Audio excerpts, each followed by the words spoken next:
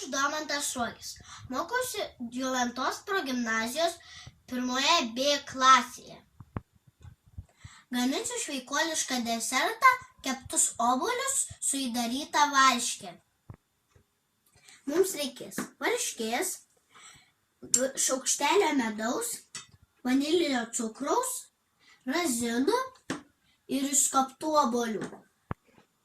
Į varškę sudedame vanilinį cukrų.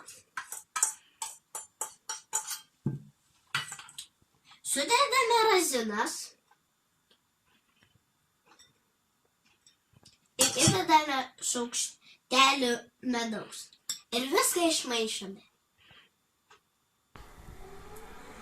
Ir varškę įdedame ir išskaptus obuolius.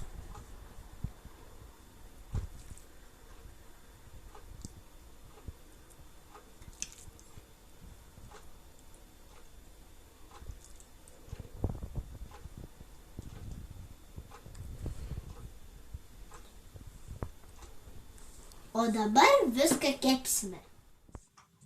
Skanaus!